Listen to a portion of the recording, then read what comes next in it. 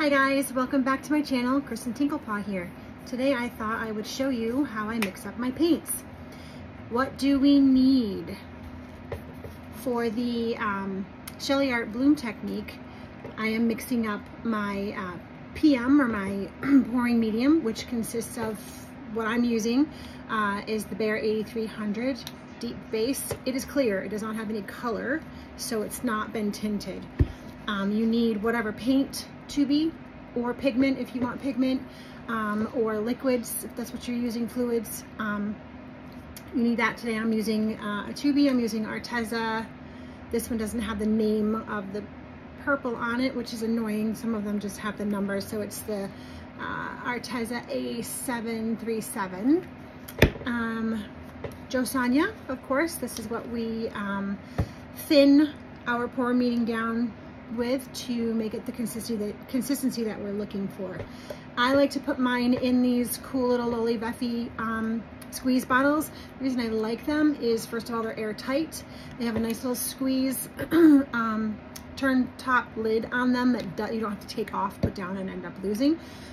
It seals up, again, nice and airtight, and most importantly, they're clear, so you can see the actual color that you're using. A lot of the other squeeze bottles, I don't have my other ones right next to me, they have like a little bit of a tint to them, and it's harder to see what color is actually in the bottle.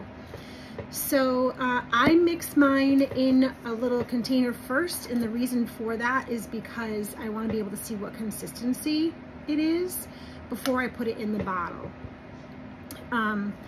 Typically speaking, for our colors with the pouring medium, we're looking for a trace. That's a 1, 2, 3 sink trace. That's a Lisa Marvin tip. 1, 2, 3 sink. You want to see the trace sink back down into the paint that quickly. So let's get mixing. Oh, one more thing is, after I mix up my paint color and put it in my squeeze bottle, I use my little labeler to put the type of paint that it is. So it would be Arteza, and then the name of the paint, or in this case, the number of the paint. By the way, with Arteza paints, if it does come in the squeeze bottle with the just the number on it, all you have to do is go to the arteza.com website, in their search bar, put in the A737, and it'll tell you what the actual name of the paint is, which I probably should have done before this video, but I did not. Sorry about that. Okay, also I use popsicle sticks, or I've got my Fluid Art Co. paddles that I love to mix with. Maybe I'll use this guy today. And some, of course, we need paper towels. I actually use these paint rags. You can go through so many paper towels. It's a lot. So I like to use these paint towels because you can just throw them in the wash. So it's up to you. Throw them away or wash them. I guess it's 6 of one, half dozen of the other, really, at the end of the day. So I also use gloves because I don't like to mess up my nails. So, okay. I do have a scale here. You do not need to use a scale. In fact, the Shelee course, Shelee likes you to mix so that you can see the consistency. Every paint, every base, every color. Like if I were to mix up 3 Artezas, they would all be different as far as how much tube paint do you put in versus your pouring medium and your varnish. Like I said, every color is very different. So if you learn to mix and look at the consistency, look at the trace, and get comfortable with that, it ends up being easier for you, and you end up, like, if you need to thin your paints before you use them each time, you know what you want them to look like, as opposed to, you know, weighing grams on your scale. So that's my preference, but if you want to use the scale, by all means, go ahead. Okay, so that's ready. I'm just going to use this little cup because these hold, I think, like 3.6 ounces. You don't really want to mix up a lot of your pouring medium, your colored paints. You don't use a lot, and the longer they sit, the thicker they'll sit, the more varnish you have to add to thin it out. And you don't want to add a lot of varnish because, you know, if you end up using a lot of varnish, your paints will crack when they dry. Okay, all right, so let's get mixing. So I'm just using, because I'm using a small cup, I'm using, I think it's a half a tablespoon. I just kind of get a glop of my Behr, my pouring medium, my Behr 8300. Pop it down in that cup. Definitely not a clean and tidy hobby. And then let's see if this has been opened. Yep. Then I'm going to give a squeeze of my paint. I'm going to mix that up first, get that integrated, and then we'll put the varnish, the Joe Sonia, in. I think my sweet, adoring husband got me some more mixing supplies for Christmas, which I may need to crack into before Christmas because I'm a little low on my Joe Sonia here. So it's the green bottle, Joe Sonia Gloss Varnish. They have a couple of products, so make sure you're getting the one you want.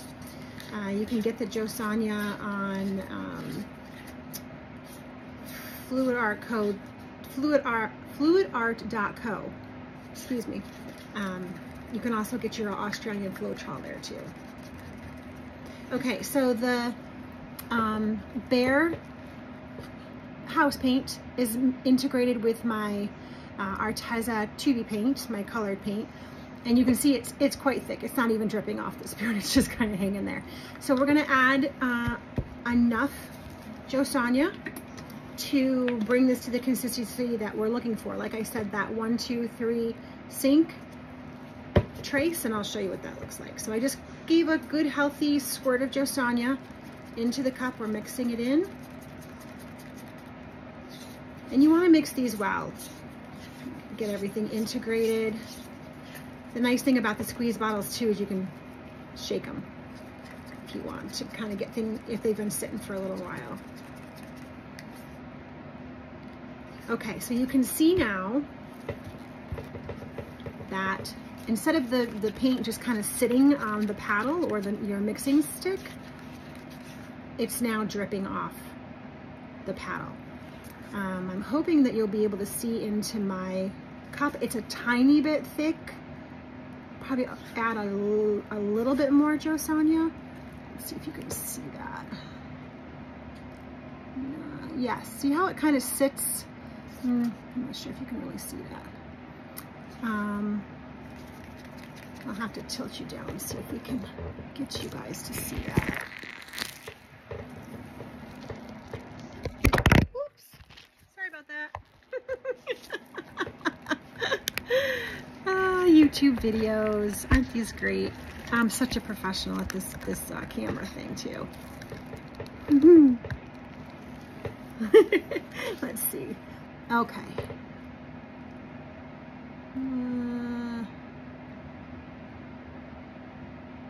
Can you see how it's leaving it leaves a little bump on the top of the paint and then it sinks down in? You want to look at that and you want to count 1, 2, 3, sink. It's about there. That's probably good. I'm going to add a little bit, a tiny bit more. You're going to get used to, once you start mixing paints, you're going to get used to what you want your pouring medium to look like. Everyone does it a tiny bit different. It's really, you know, it's based on what ends up working for you with your blowout, with your drying, with your canvases, with your region, where you are, how fast, how slow, how hot, how cold, how humid, how dry. It really, everything changes depending on where you live. So what I'm mixing here is what works for me in Binghamton, New York, you know, Northeast America. So you can see how nicely this just kind of drizzles right off the paddle. And that is perfect.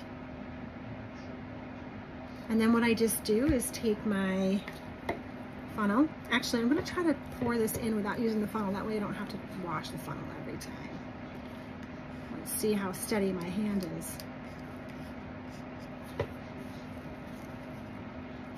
If you use a paper cup to do this, you can pinch the edge and it pours a little bit better, but let's see how we do here.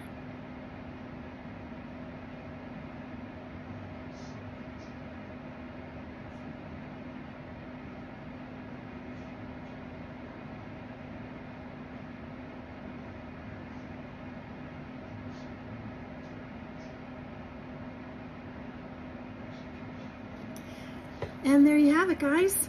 I'll probably mix up a little bit more to fill this up so there's not so much air in there.